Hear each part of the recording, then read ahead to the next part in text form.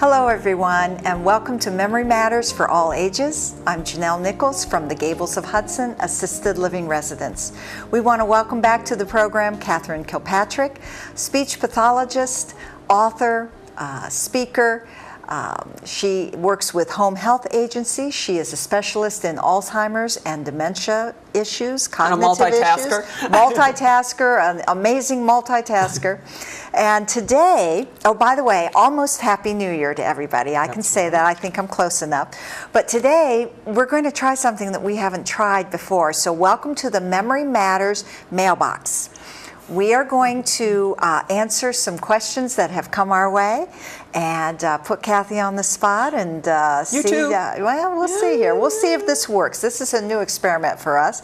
So how about we just jump in?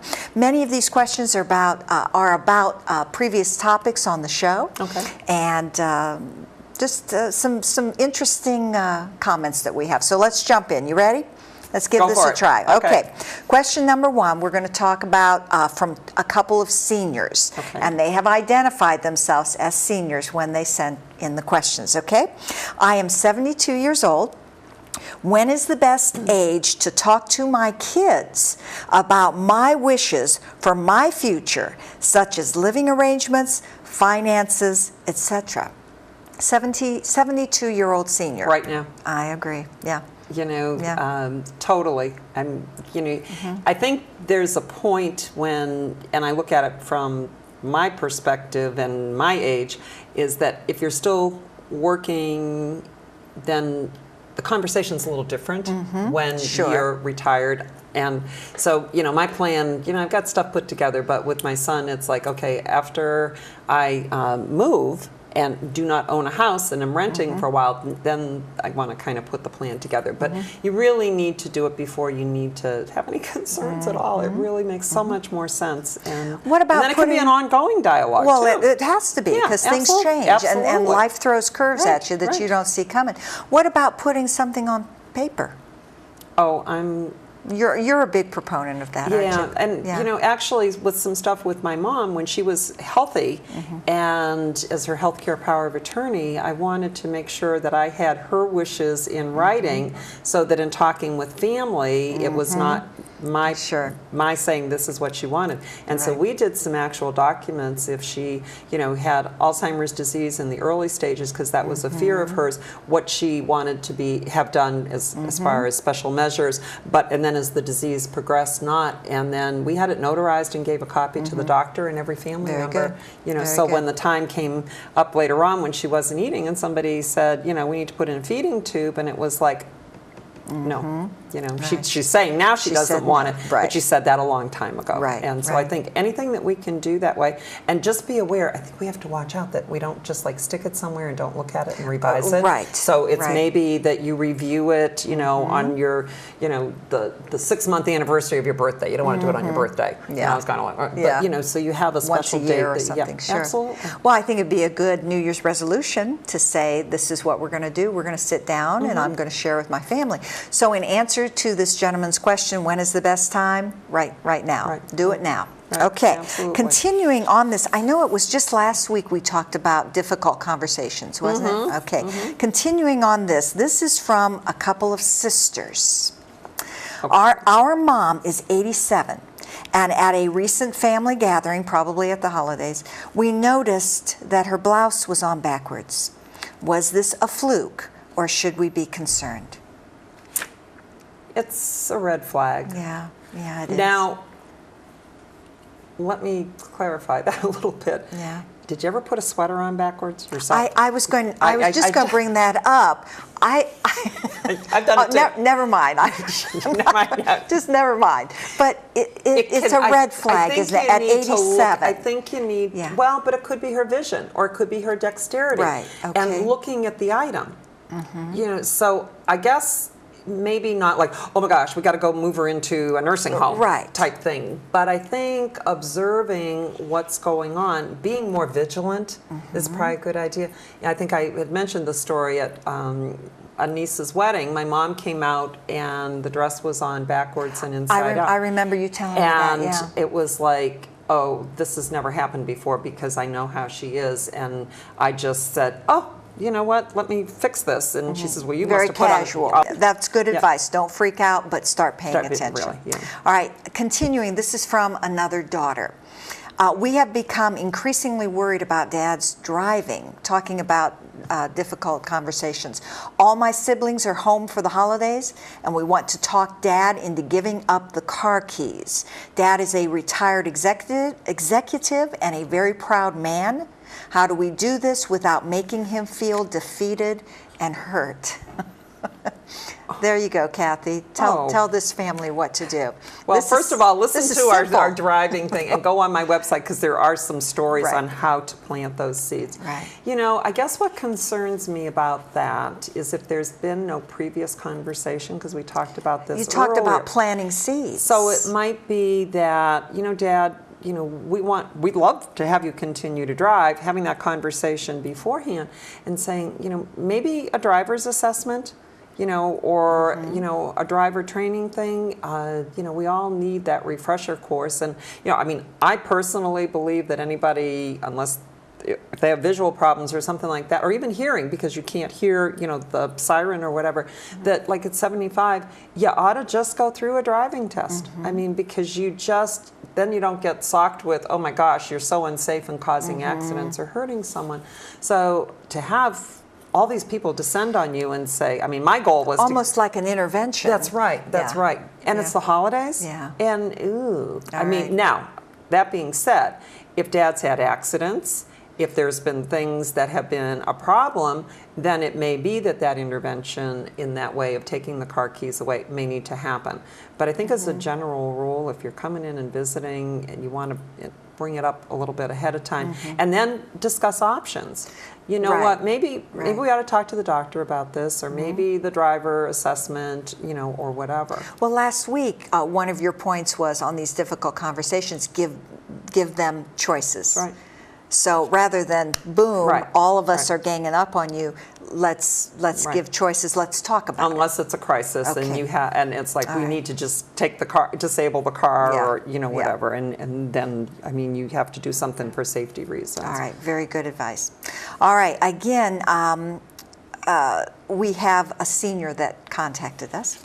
I'm a 74-year-old man. Lately, I have had a few memory lapses. I left the house keys hanging in the door once, and then I forgot a doctor's appointment. Is this normal aging, or should I see a doctor? 74-year-old man. I do, before you even... Go ahead, no, go ahead, put your 2 cents worth in. My husband leaves the house keys hanging in the door all the time. When we can't find the car keys, that's the first place we look. They're hanging in the door. So if you need anything, just come to my house. The keys are hanging in the door. Come on in. All right. So, but this gentleman, I mean, he's sincere. He's concerned. He's thinking, you know, is this normal aging? Do I need to go to the doctor? And what everybody thinks, do I have Alzheimer's? Absolutely. Yeah, absolutely. that's what everybody's fear is. You know, I always like to think of it from the fear factor that they're having. Sure. And I think my first question when people tell me stuff like that, and I certainly had my little episodes about 6 or 8 weeks ago when I was having some concerns and couldn't think straight and doing really stupid stuff, is what was going on in his life. Was he not feeling well? Was he worried about something? Was he not sleeping? Is he stressed? Absolutely, because stress can do that, and you know, or maybe there's too much on his plate. You know, like trying to sell your house and clean up your, you know, I mean, whatever's going on. So, I mean, I think I would assess that, and my suggestion would be for him to, or advice would be, why don't you see what happens in the next month or so? If it's still happening, or if that was just a fluke because of circumstances. And often when people have approached me and they'll go, oh, and then they'll start listing all the stress that's in their life, and I'll say, you know what, why don't you just kind of ride it out, be more observant, but don't get hysterical. And then I would get a complete physical. I mean, I don't think you have to go for the, the geriatric Well, you can never go wrong with that, with Absolutely. getting a physical even because once a year. it could be your medications, it could be sleep apnea. I mean, there's could be thyroid. Absolutely. It could be many things. Right. All right. So your advice is don't panic, but I mean, just those are not, observe the next month and then think about a physical. I mean, and again, if you left the stove on with a pot on, then it's kind of like you've got a more dangerous situation. All right. Not that, it's just, but it's very worrisome. And like I said, I know how I felt with that. It's like, oh my gosh, what's going on with me? Sure. All right. Very good. Very good advice. I think we do have time for a couple more. This question was signed from a tired daughter. All right. So that kind of gives you an idea what's coming. My mom has lived with us for a year and a half. About 2 weeks ago, while I was working in the basement, she walked out of the house in 40-degree weather. My neighbor called when she saw her just standing on the corner.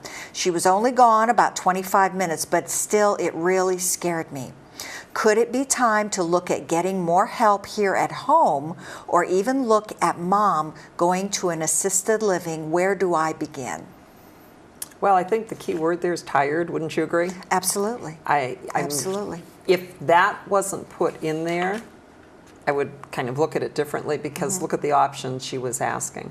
Or I just had a client last week where this happened, and this person had never wandered before. And fortunately, someone noticed, called the police. It was in the middle of the night. So here's what this family's doing. And, first of all, you're not going to jump and find a place tomorrow. Because if you have to look at all of what's going on. That's right. But they are going to get locks on the doors, or alarms on the doors, okay, so they'll know if something's going on. And then I recommended the Alzheimer's Safe Return bracelet, which also has a medical alert. And I suggest also that the caregiver get one, because let's say mom's at home and she's okay for an hour or so, and you have a car accident, and you're the sole caregiver. So it identifies that you're a caregiver for someone, so that they can get help. Oh, that's excellent and it's all part of a national registry. And then with this family, I was introduced to this by a patient who was 94, and it's called the number 5-star urgent response. You can go on the website for it, and it's a lifeline that you charge like a cell phone, and it's very reasonably priced, and it has a national GPS.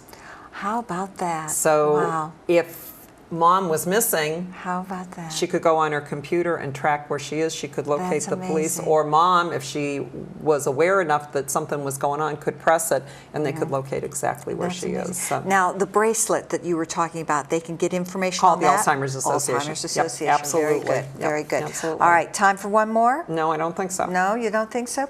All right, well, that was good. I think that went well for our first try at answering questions. You did a good job. Yeah, I was nervous. I didn't know what was going to happen, but it was interesting. Very good. And I appreciate your input, because I think, both of us have the experience from, you've seen them in the home in a different kind of setting, and then you've got the personal journey with your mom, as I did, and then I'm doing the home health, and then seeing private clients, and also, it's kind of a nice it's a good mix. Yeah. We're a good team. We did good. We're a good team. Well, Happy New Year, and Happy everybody, New Year to everyone. Absolutely, and watch at the end of the show. You'll see Kathy's website information, her blog information. You can go on there. It's a plethora of information, all right? Wonderful information there that you can see about all of our programs that we've had. Yep. What's coming up for the new year? We've got some good stuff coming. Okay. Yeah. New Year's resolution, watch our first show. We're going to give a 7-day memory fitness plan. Very good. Okay, and you were with me one time when I got to present that over a 7-week period for an elder hostel group here in Hudson, the Encore program, which we will actually talk about, and might try and have the person who is putting that together come and speak with us down the road. Very good. Very good. But that's what we're going to talk about. All right, good things coming for the next year. Now go and make it a great day.